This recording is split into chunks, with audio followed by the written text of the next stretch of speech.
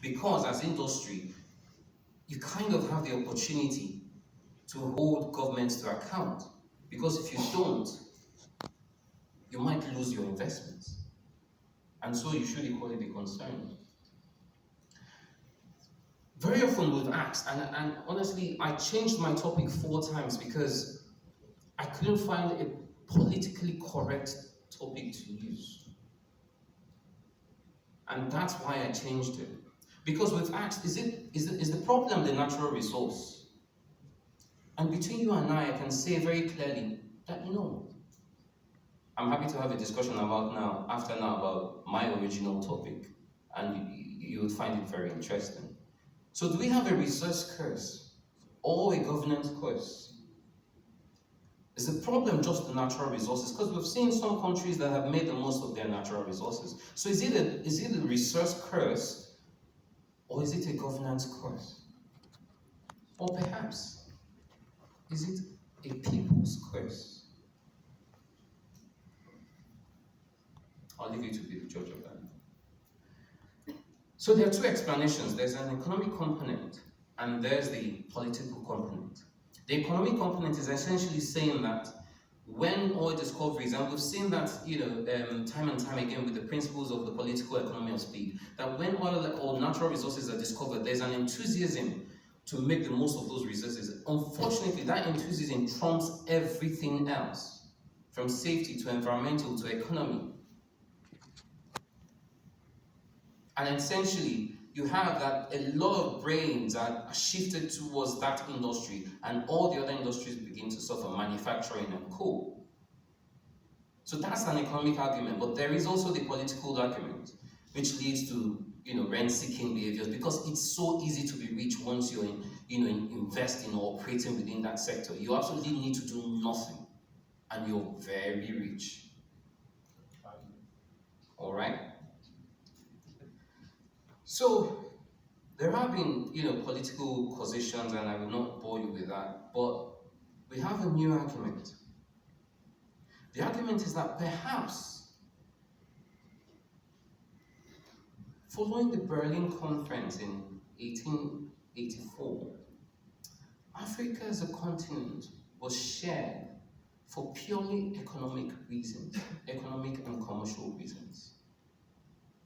So what you have there is that those pre-colonial activities have left existentially fragile states that are completely incapable of handling vast resources.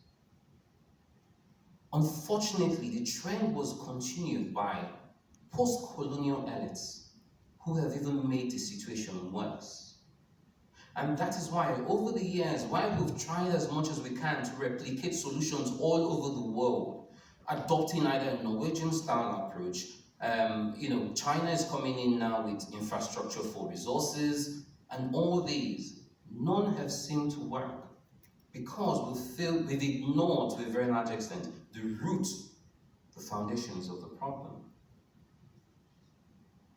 And so there are so many policy recommendations. People are saying, let's use economic responses and encourage people to invest.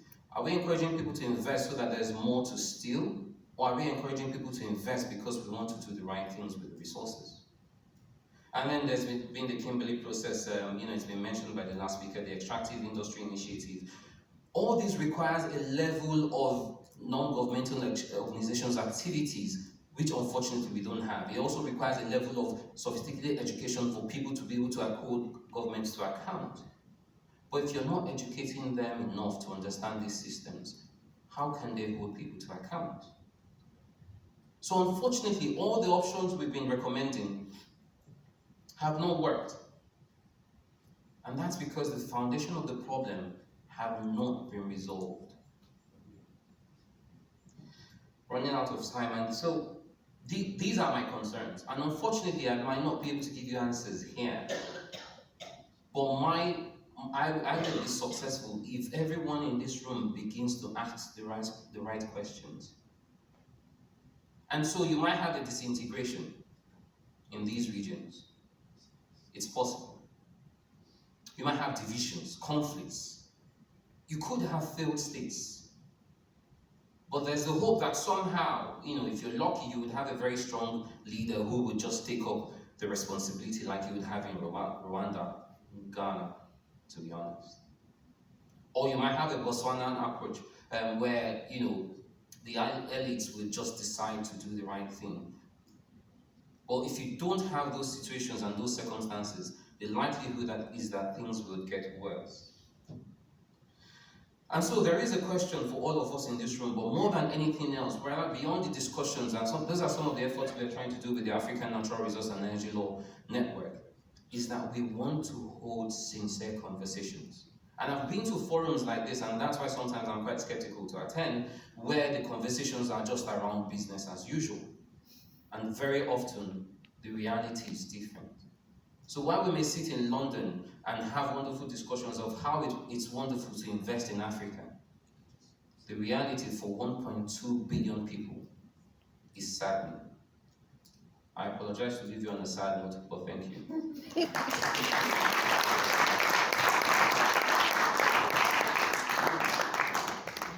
Thank you very much, Dr. Wifu, for such an insightful presentation. So, in case you have a lot to live up to, So our next speaker is Nkechi Azinge. Nkechi is a law lecturer with a focus on corporate and financial regulation law. She's also a doctoral candidate at the University of Warwick and doubles as a research and teaching assistant in the area of financial and business regulation. Her primary research focus is on the global anti-money laundering and counterterrorism finance and regulation. Please join me in welcoming Nkechi.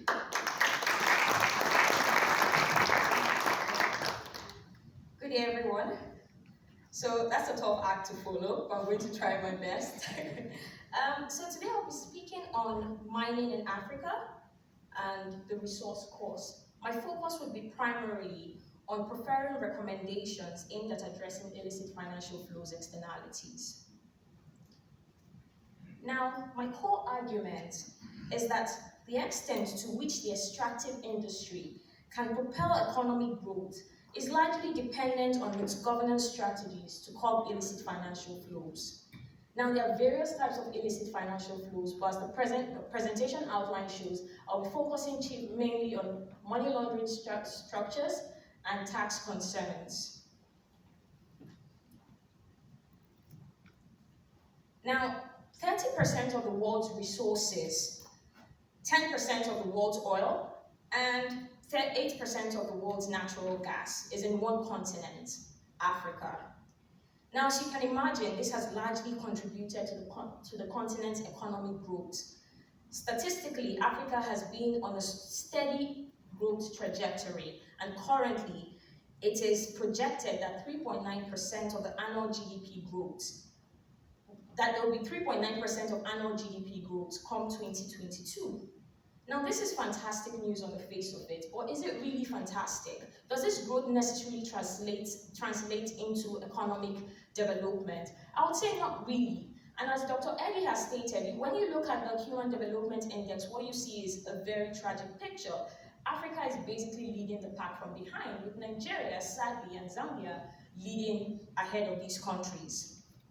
Now, this misalignment of economic growth and development in Africa is quite saddening and is very reflective of the resource course in the continent. Now, not surprisingly, illicit financial flows facilitate this curse. Now, as I mentioned earlier, I was talking about money laundering structures.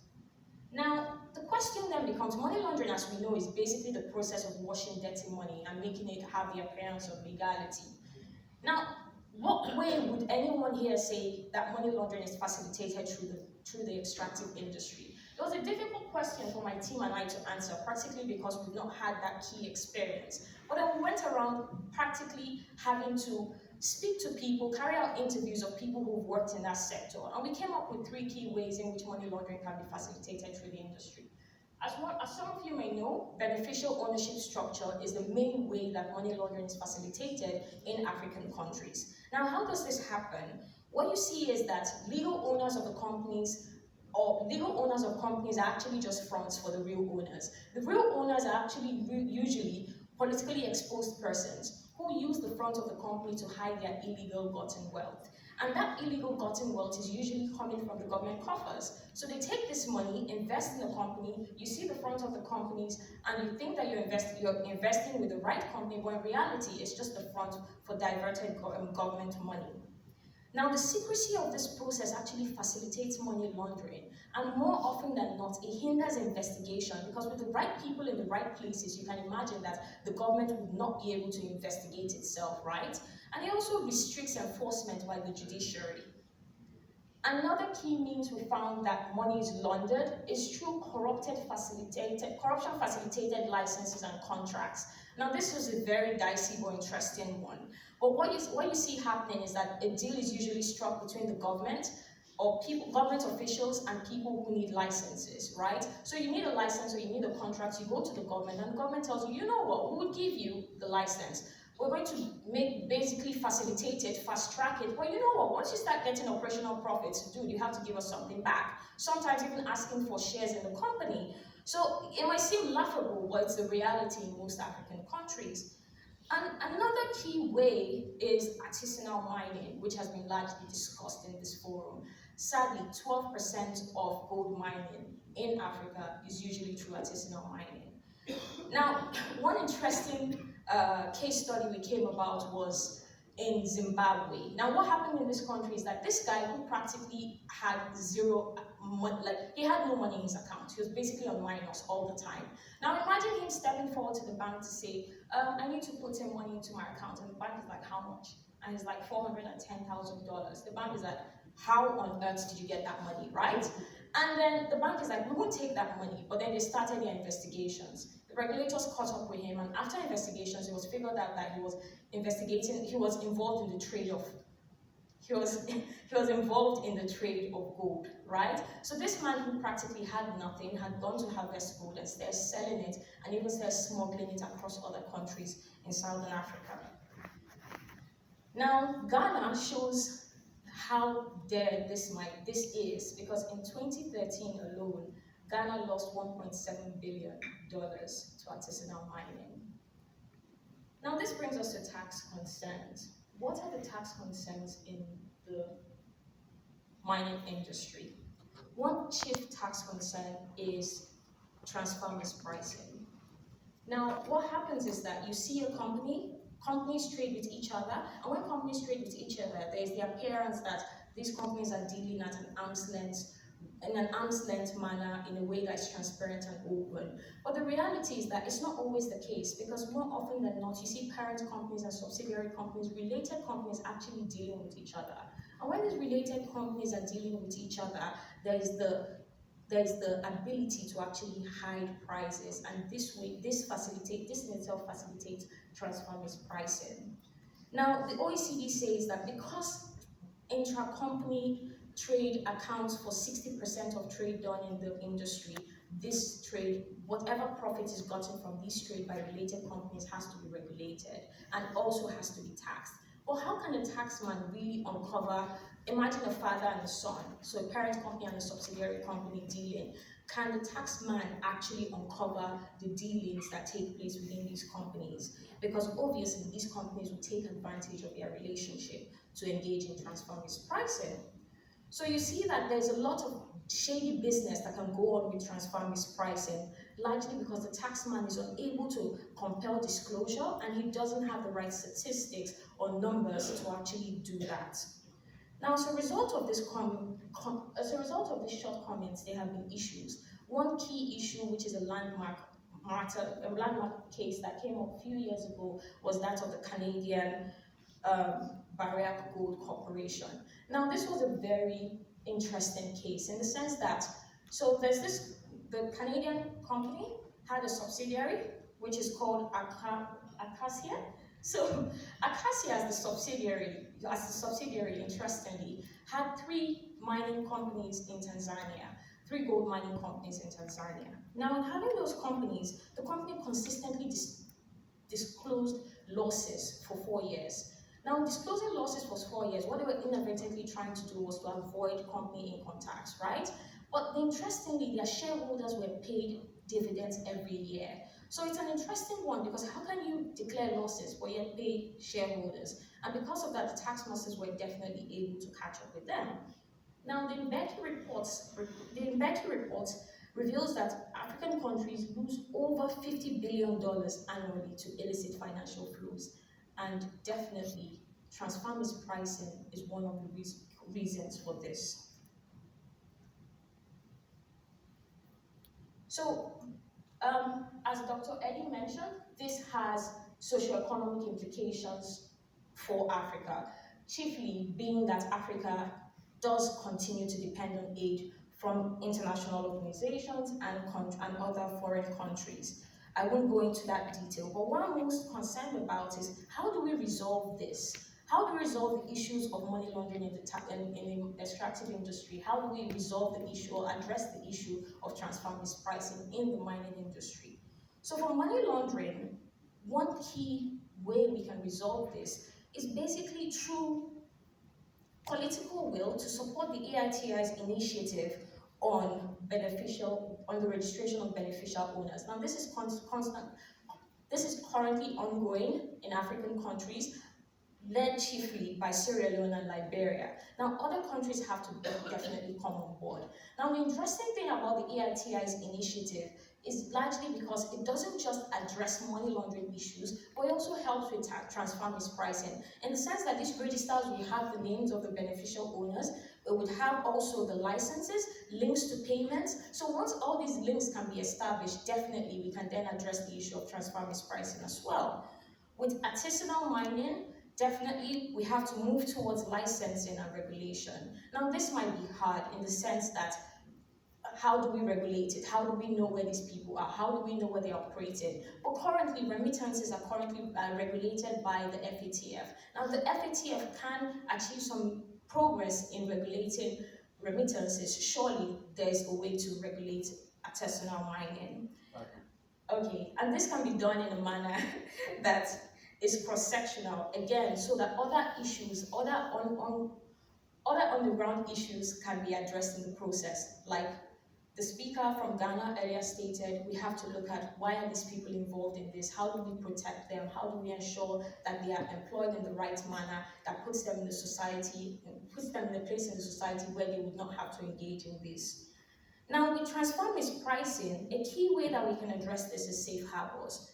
So with safe harbors, what we're basically saying is instead of having the general tax rules, right, why don't we have sector-specific rules? Sector-specific rules, for instance, if we have the agricultural sector, what rules should we subject the agricultural sectors to? What tax rules do we subject it to? If we have the mining sector, what rules do we subject the mining sector to? Basically saying one size does not necessarily fit all, and we have to acknowledge that, the tax has to acknowledge that in such a way that there is safety for companies within that industry. Now, it is beneficial in the sense that it will reduce the cost of compliance and it will ensure that there is certainty as to tax prices for companies operating within the sector. Now, there are concerns with this, but I'll leave that for the question and answer session. The alternative means that we can address this is through advanced pricing arrangements. Now, the advanced pricing arrangement is basically saying that the company would meet with the tax office and prearrange the tax that they are going to pay based on their projections of profit, right? And this arrangement will basically ensure that tax is paid at the appropriate time. Again, there are loopholes with this, which we're basically trying to look at the moment. For instance, if there's a windfall for that year, what happens? Is the company taxed on that? Will the company engage in corruption to meet certain limits? And how best can we tighten it in such a way that is appropriate for the company in question? Yes, I'm within time. So in conclusion, my conclusion is basically that governance structures are definitely needed to address money laundering and tax crimes within the mining industry. And this can be facilitated within African countries to ensure that economic growth definitely aligns with economic development. Thank you.